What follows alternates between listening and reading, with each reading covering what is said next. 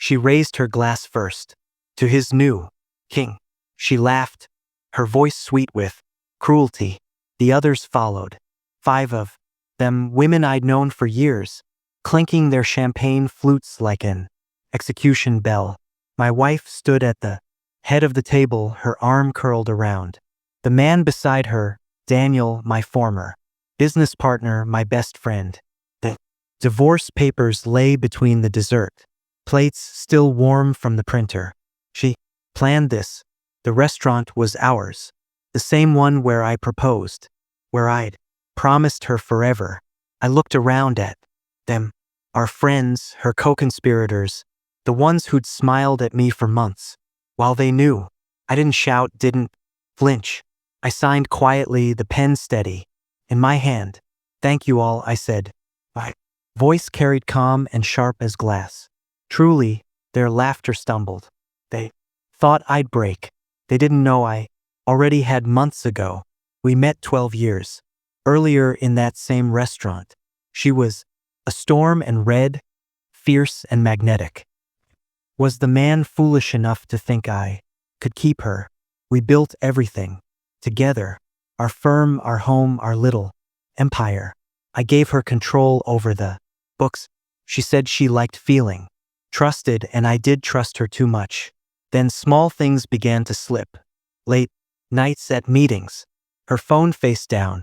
Perfume that wasn't hers. The first lie came easy. The second tasted rehearsed. By the third, I stopped asking. Learned to observe instead.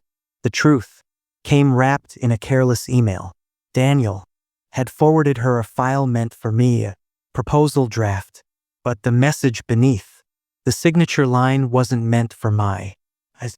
He'll never see it coming. Love, once he signs, it's all ours. I stared at the screen until the words blurred.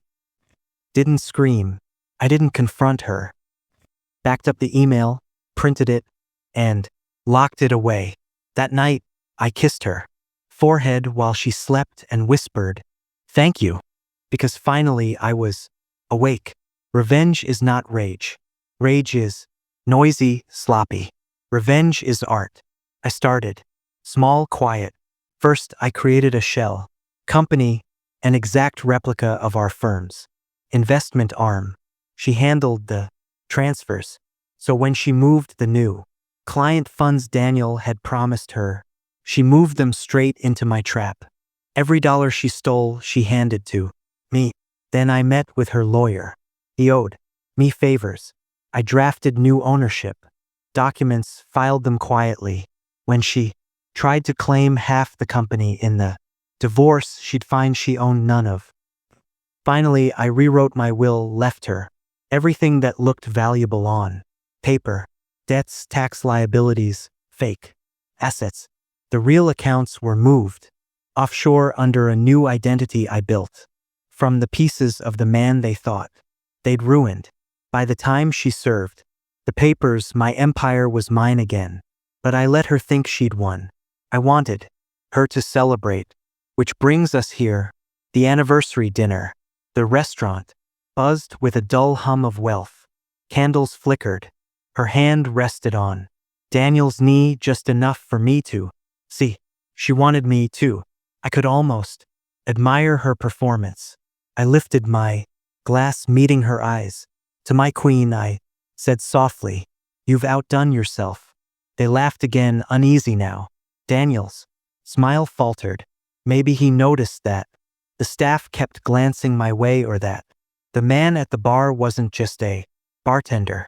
He was a federal investigator, because earlier today I sent an anonymous report detailed evidence of Daniel's insider trading, AR's Ford transfers, the money trail, connecting them both. I gave it all with timestamps and signed authorizations. Her signature, of course. When they raised their glasses, the agents were already walking in. Daniel Rowe, one of them, said, "Alla Carter." The table fell silent. The clink of cuffs replaced.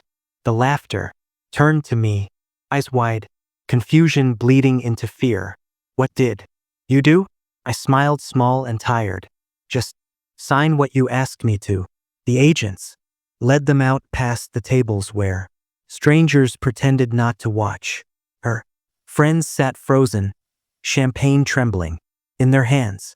I took a sip from mine, tasted clean. They found me outside, afterward under the awning where the rain had just started. The night smelled like iron and freedom. One of the officers nodded. You knew this was coming for a while, didn't you? Shrugged. You can't stop a storm, but you can build hired round. He almost smiled. You played well. I didn't answer. There was nothing to say. Been 6 months since that night. The papers called it a financial scandal, not a love story. That's fine. They never see the quiet parts, the moments between the moves, the nights spent rehearsing calm in the mirror, the days pretending not to know. Writes me from prison sometimes. Says she still doesn't understand how it all fell apart so perfectly. I don't reply. Daniel took a plea. 2 years, maybe 3. He'll get out first. That's fine too. I left a message for him in one of the offshore accounts. A single transaction under his name. It'll look like he hid money and never knew about. She'll find out. They'll destroy each other trying to survive. Sometimes I drive past that restaurant. The window seat where it ended is still there. Candle light, flickering just the same. People talk about closure like it's a door that locks behind you. It isn't. It's a slow exhale, a clean silence where noise used to be. I didn't get revenge out of hate. I did it for balance, for peace. When she raised her glass that night and toasted her new king, she was right. She just didn't know who he was. Thanks for watching. If you enjoyed this story, don't forget to like this video and subscribe to the channel for more. See you next time.